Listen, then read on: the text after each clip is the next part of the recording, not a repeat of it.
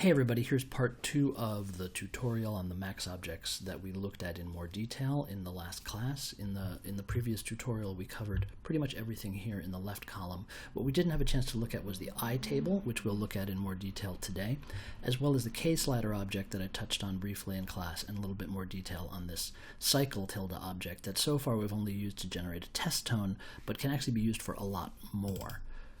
So looking inside this subpatcher, I've just created an iTable, and I just want to quickly step through how the iTable works once again. You send it a value corresponding to which column of the iTable you want to read, beginning with column 0, and it reports what value is stored in that column. So if I were to send it a 0 for the first, representing the first column of the iTable, it will tell me there's a 3 stored there. I send it a 0, it reports 3. When I send it a 1, it's going to report the next value stored, which is 2. I send it 1, it reports 2. I send it 2, it's going to report 3. And then when I send it 3, it reports 2. And when I send it a 4, it's going to report 0. Because in the 0, 1, 2, 3, 4th column here, there's a 0 stored in the iTable. I send it 4, it sends me 0. So you got to understand that and build this and try it a couple of times, so that you really get the hang of what iTable is doing. Also, understand that iTable is configurable. Here, under the inspector, at the bottom, I can set the range of the iTable, which is how many values each column can store, which can be a lot. I could store 32 values. And now, I have a whole range of values here. So what value is stored in column 0, 1, 2, 3? It's a 19. I send it a 3, an 18, excuse me. It returns an 18. I can also change the size of the table. If I want to store 32 values, now I have 32 values in my table. If I want to store 64 values, I just change my table size to 64. So it's very configurable, and you can put a lot of information in there. But for a simple sequence, storing just a small range, say a range of 4, and a small size, say 16, that's fairly useful as a sequencer. Now what I did is I also gave you a JS Painter file that darkens the bottom row. That JS Painter file is here, jspainter_itable.js. It just darkens the bottom row because typically what we've been doing is treating the bottom row as a rest or as a silence, and treating the upper rows as a sound. That's not necessarily how it has to be used, but that's one convenient way to use it. So let's build that sequencer in the way that we've been working with it so far. It's a metro connected to a counter that plays back some sound that's stored in buffer sound, and it plays it back by providing it with a starting position and a speed. Let's read a sound into here.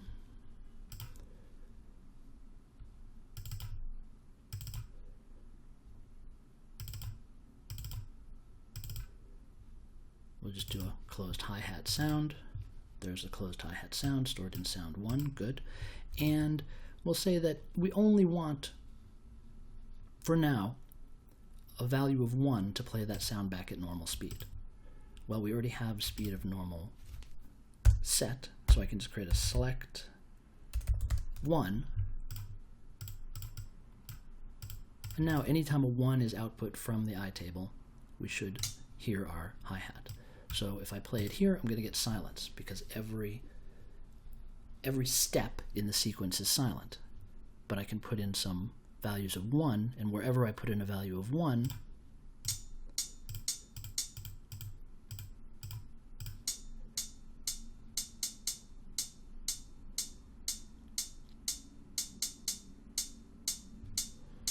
I hear the hi-hat play. And right now, there's no select for 2 or 3 or anything, so 0 and 2 will also produce silence.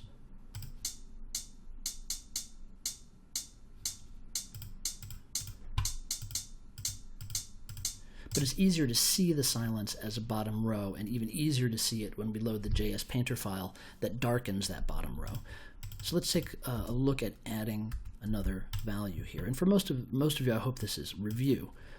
I can specify two different speeds. For instance, I can have a row that plays back the sound at normal speed and a row that plays back the sound at double speed.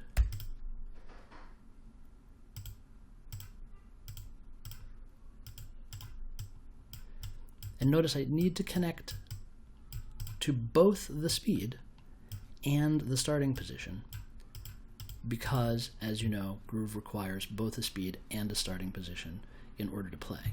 So now I have single speed hi-hats and I can add a couple double speed hi-hats.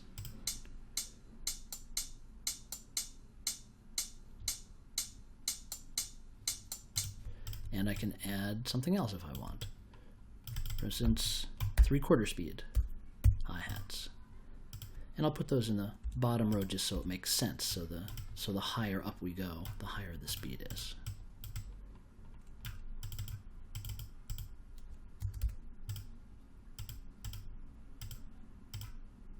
%, full speed, and double speed.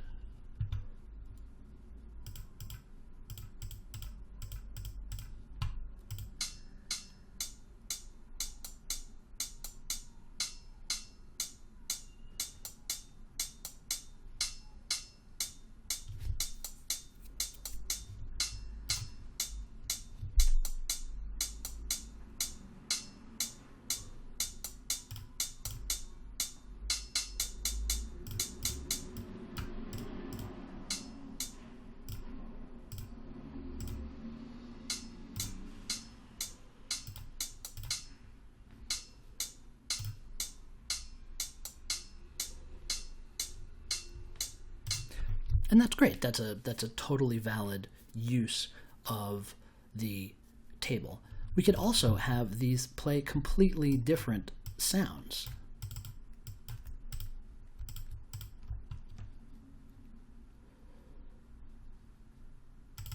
First, we have an open hi-hat and a closed hi-hat sound. And even two variations on the open hi-hat sound.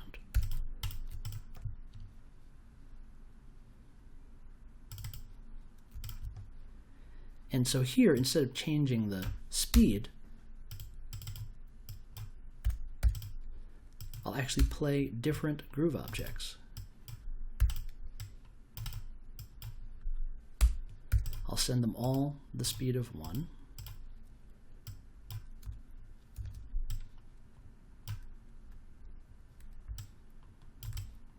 And depending on what row,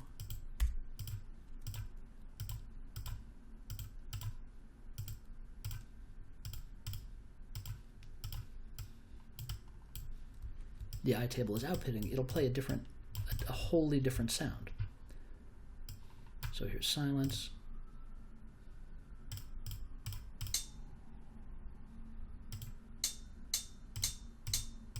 Here's my closed hi-hat.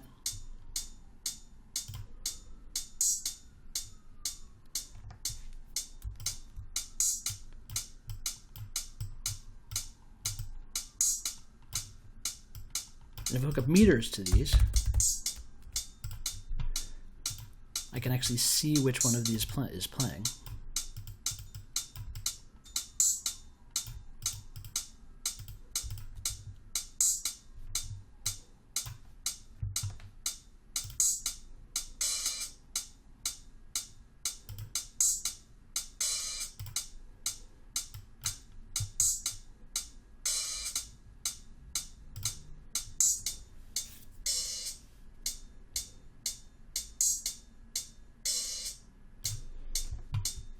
I don't love that third hi-hat sound. I'll try something else.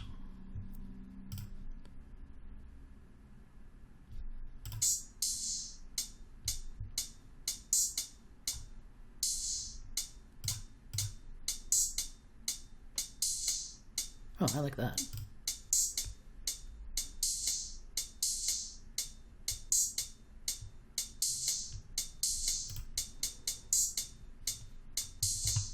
Etc. So that's another way to use exactly the same thing to control a different operation. Instead of changing the pitch of a single sound, we're playing 3 different sounds. So let's look at another example by taking this structure over to what we looked at with the expanded functionality of the groove object to jump around to different points within a sample. As we looked at in the last tutorial, I can identify different spots within this sample. For instance, starting at about 448 milliseconds, starting again at 880 milliseconds, 60 and 100 milliseconds,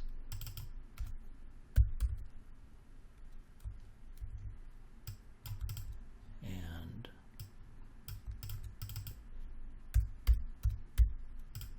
2030 milliseconds. I can cause the playback start to start at different points within a longer sound.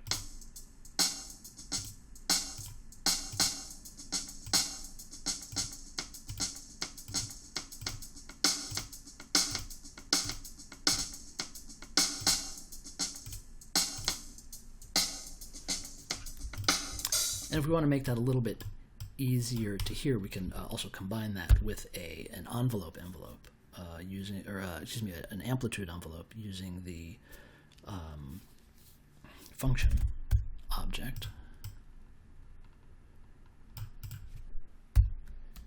which to control amplitude, you know, connects to a multiply tilde, or connects to a line object.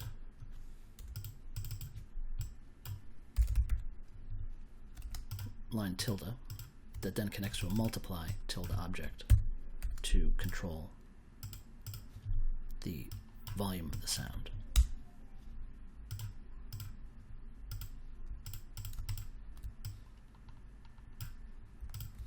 I'll remove this for the moment. Just set it aside.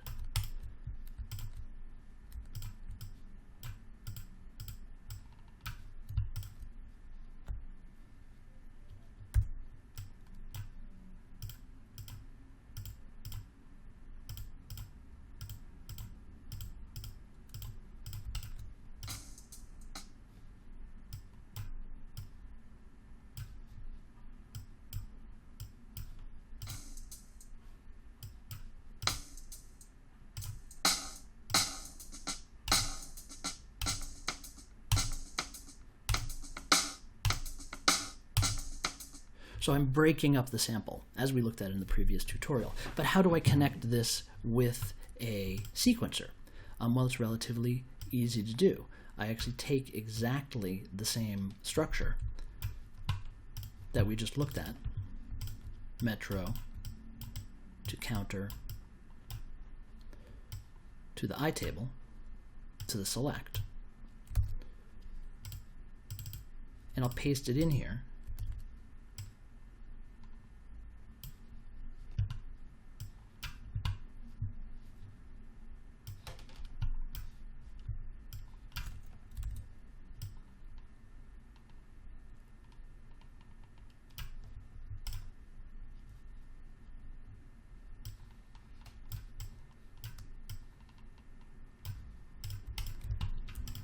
And I can have my different points in the table start my sample playback at different locations.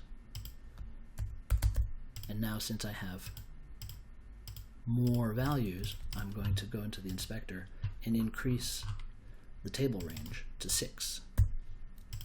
0, 1, 2, 3, 4, 5.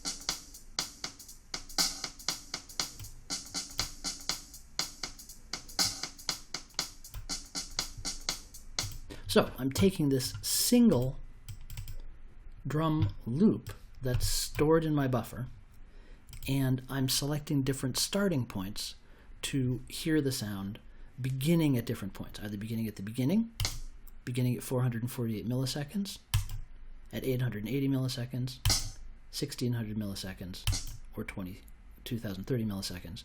And I built that into a sequence so that each of my 5 rows in the sequence allows me to select a different starting point within the sample. So you see this is a different idea. I'm not changing the pitch of the sounds or the speed of the sounds. I'm changing the starting point of the playback, which also frees me up then to independently change the pitch of the sound. Here.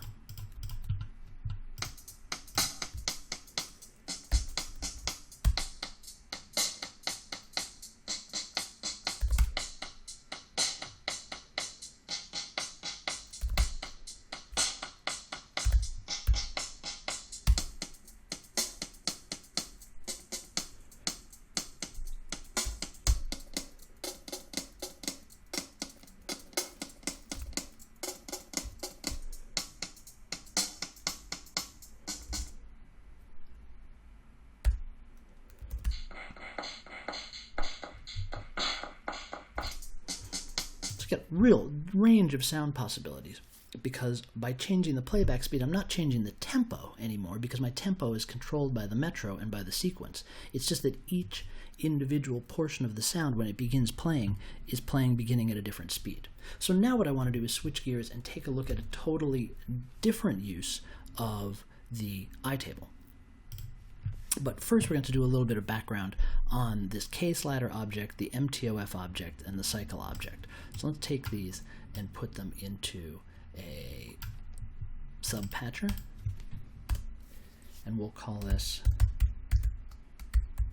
simple synth. We're going to make a simple sound synthesizer. So now we're not dealing with we're not going to deal with a sound that we load from a load into a buffer and play back with a groove, but rather I'm just going to work with this very simple test tone sound, which we call a sine wave, that's produced by the cycle object.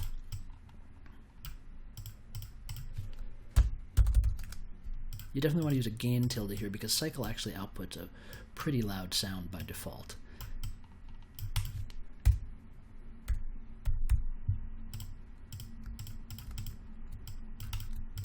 And it is your basic test tone. Cycle 440 gives us A above middle C, which is a 440. Now, what the kslider actually outputs is an integer that just refers to what key number is being hit. Right now, that's key number 69. MTOF converts that into a floating point frequency, which is 440 hertz in this case. So that's why cycle 440 gives us this well-known tuning note test tone. But let's, just to not confuse matters, we're going to take the argument out of cycle for the minute and allow the kslider to set the cycle to whatever pitch corresponds to the key that we're hitting. And we don't really need to know the number. If you're interested in the number, you can put the floating point number box here and see that middle C is 261.6 hertz. That may or may not be interesting to you. But the important thing to understand is that the kslider outputs integers that correspond to key numbers. The MTOF object converts those into frequencies in hertz that then the cycle object will play back. And also it's useful to know that that tuning note or test tone note is the A above middle C. And if you don't know the music keyboard, it really doesn't matter actually for this exercise. You can still play around.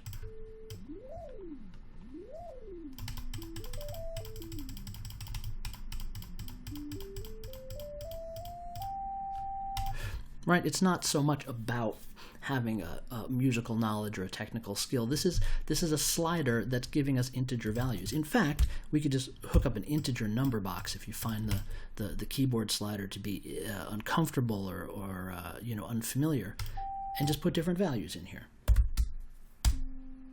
That's what 60 sounds like. That's what 70 sounds like. 80 sounds like, and anything that's 12 apart is going to give us a musical octave. So if we start with 60 and then we go up to 72, we're going to hear what's called an octave transition. And then 12 above that is 84, and 12 below 60 is 48. It's an octave lower. Those are all, it's hard to hear. There it is. And lower notes require more energy to be heard. This is not a function of the technology. This is actually a function of our ears. We need lower sounds to be louder to hear them well. So the reason why I'm introducing this idea to you is because it opens up a whole new musical avenue for us, which is that we can create sounds from nothing. And the sine wave that the cycle tilde generates is the simplest, most fundamental sound that we can use for creating our own sounds.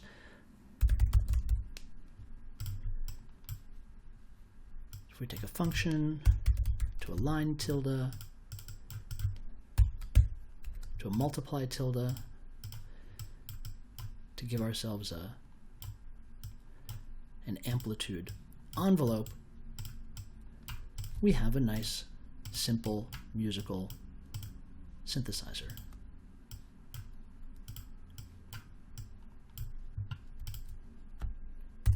And I'm going to use that integer coming out of the kslider to also trigger the envelope.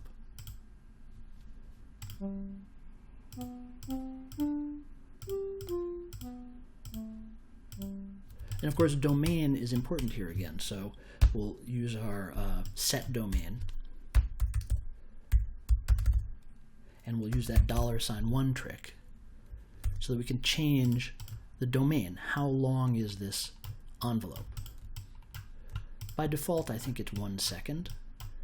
We can put an integer number box here and change it to whatever we want. So let's make this domain a half a second, or a quarter second.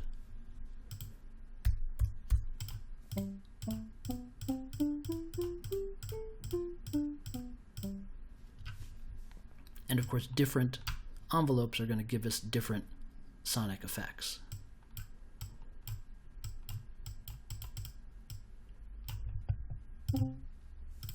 Let's take this back up to 500 milliseconds. Or if we want a slow fade in sound. And if we make this longer, let's make it a 2-second sound, we'll really hear that slow fade in.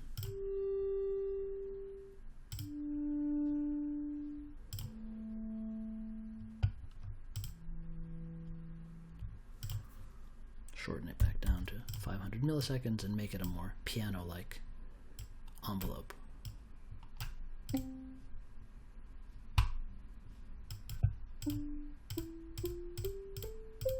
It's not a particularly piano-like sound, but the sine waves, the piano sound is richer harmonically than the sine wave. But this envelope is a bit more like a piano or maybe a mallet instrument. So, how does this work with our sequencer? Well, actually, very simply. We'll take our same basic structure that we were working with the iTable here.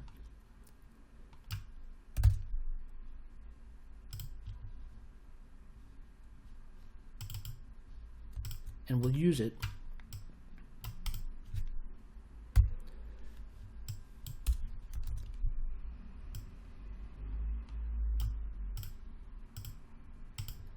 to press keys on this keyboard by sending it integers. Now, first of all, we have to look at what, kind of values are going to be useful to us. We know that C is 60. An octave below that is 48. Let's work up here. So 60. And our iTable is only outputting right now values 0, 1, 2. Let's make it a bit taller. Make a table range of, let's say, well, just 1 octave. 12 12 notes. But those 12 notes are going to be very low numbers. They're going to be producing extremely low-pitched sounds. We know that the notes in the middle of the keyboard are around 60, so all we'll do is add 60.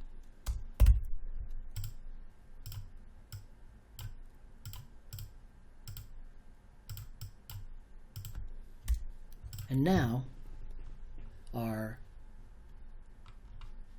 iTable has musical notes in it.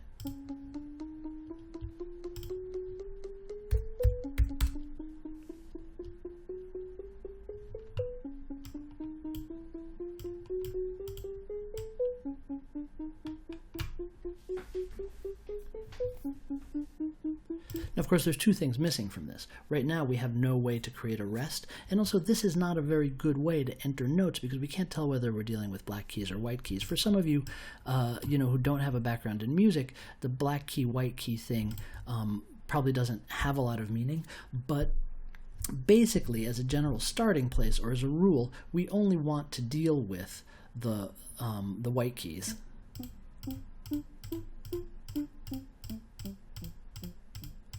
That puts us in the key of C or A minor, and you can make simple melodies that will sound good just by sticking with the white keys. So how do we do that? Well, I made you a new iTable painter file, and I'll email that along with the tutorial.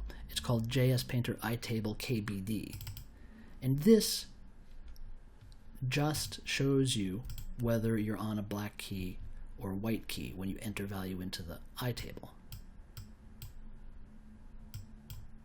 So this pattern that I've entered here is all white keys.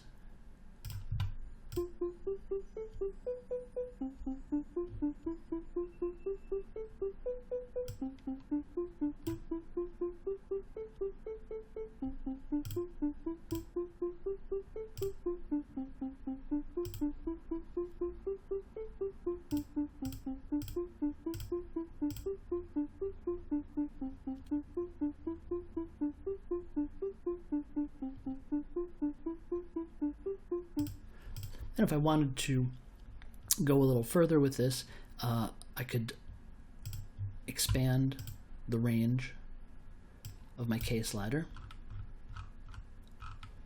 Let's make it a range of 25.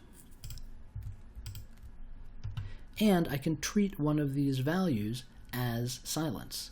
For instance, let me take it up to a range of 26. The top row. So for instance, when the top row is coming out, it's a value of 85. I can simply put a select 85 here. And this is the opposite kind of use of select we've made so far. I'm going to use only the reject outlet.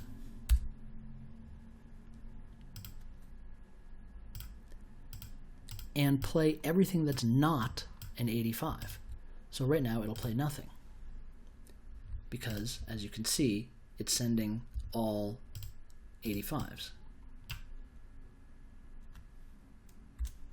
So now my top row becomes my silent row, and I can construct melodies with rests in them.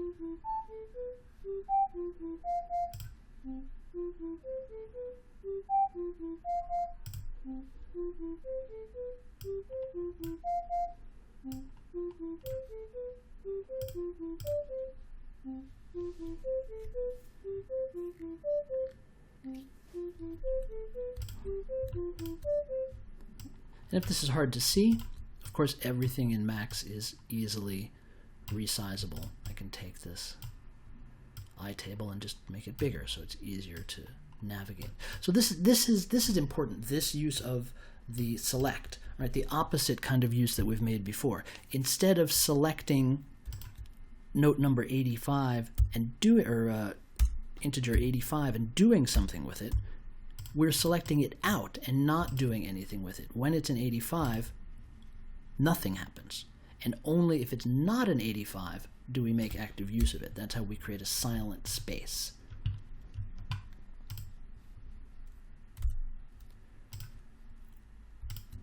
And I think that's all I really want to cover with you. That's pretty much everything we went over in the last class, plus some new material for creating the simple synthesizer that just uses a sine wave. We'll be doing some more complex synthesis in the last sound and music section of Max.